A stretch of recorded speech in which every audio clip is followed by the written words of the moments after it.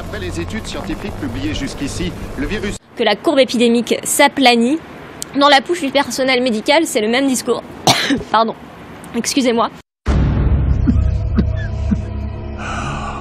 ...serait extrêmement contagieuse.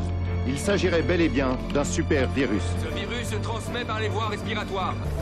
Mais très récemment, à Shanghai, dans le Zhejiang et le Jiangsu, il a été fait état de cas avérés de transmission du virus ne pouvait se transmettre à l'être humain que suite à un contact direct.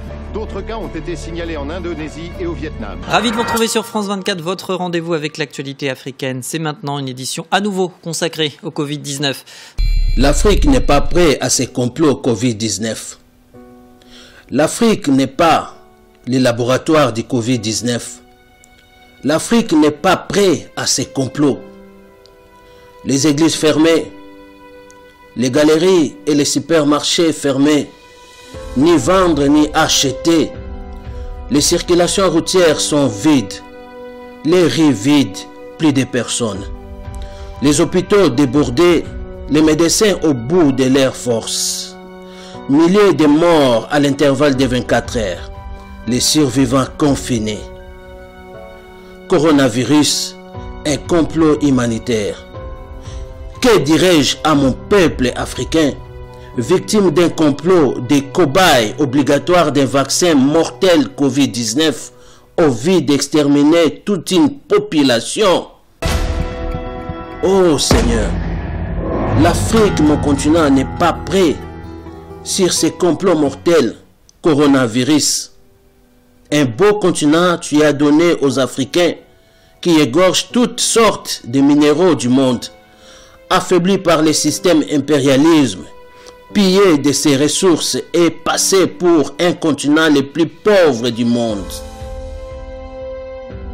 Les présidents et ministres africains, ainsi que leurs familles, en cas de maladie, se soignent à l'étranger et décèdent aux hôpitaux étrangers, théorisés, impuissants de faire face à ce système impérialisme qui leur empêche d'agir en faveur de leur peuple.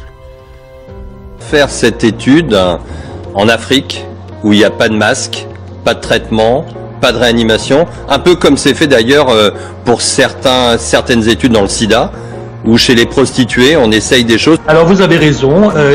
Pas de l'eau, pas d'électricité, pas de masques, pas de gel désinfectant, pas de médicaments, pas de lits d'hôpitaux, pas de matériel respiratoire, pas d'hôpitaux nécessaires face à ces complots mortels en Afrique.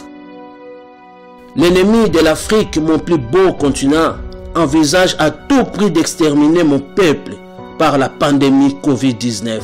D'ailleurs, on est en train de réfléchir en parallèle à une étude en Afrique, justement, pour faire ce même type d'approche avec le BCG, un placebo. Je pense qu'il y a un appel d'offres qui est sorti ou va sortir. Oh Seigneur Dieu, je suis au bout. J'ai plus de force. Tu es le seul espoir et protecteur de mon peuple. Que ces plans mortels soient retournés à l'expéditeur, signé au nom de Jésus-Christ. Cet ennemi a créé des armes à feu de nos propres minéraux. 16 missions de l'ONU en Afrique.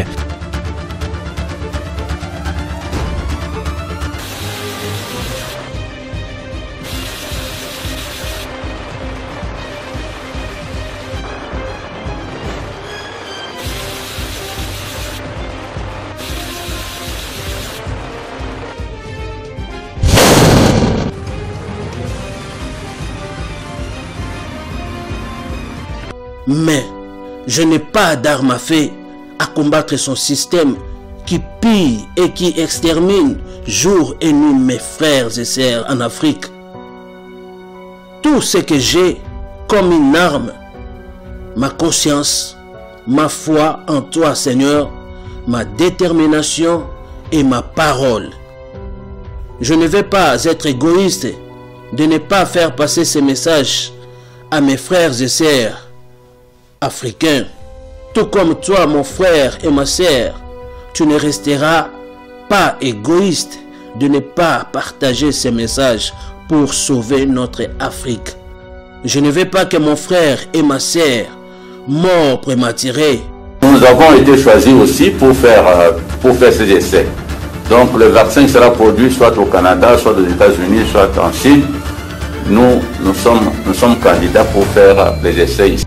J'ai l'obligation de crier et alerter mon peuple africain en disant: faites passer le message, ne prenez jamais ces vaccins, sauvons l'Afrique.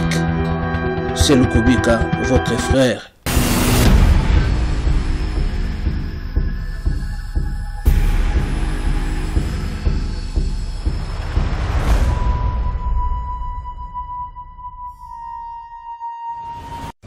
En portant votre masque, vous ne courez aucun risque.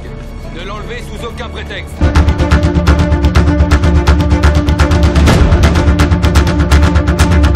Voilà, retournez chez vous tout de suite.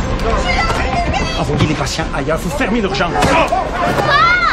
En tant que président, je n'ai pas été capable de protéger la santé des habitants de notre beau pays. Je tiens à adresser mes plus sincères condoléances à toutes les familles qui aujourd'hui ont perdu un être cher. Je partage leur douleur.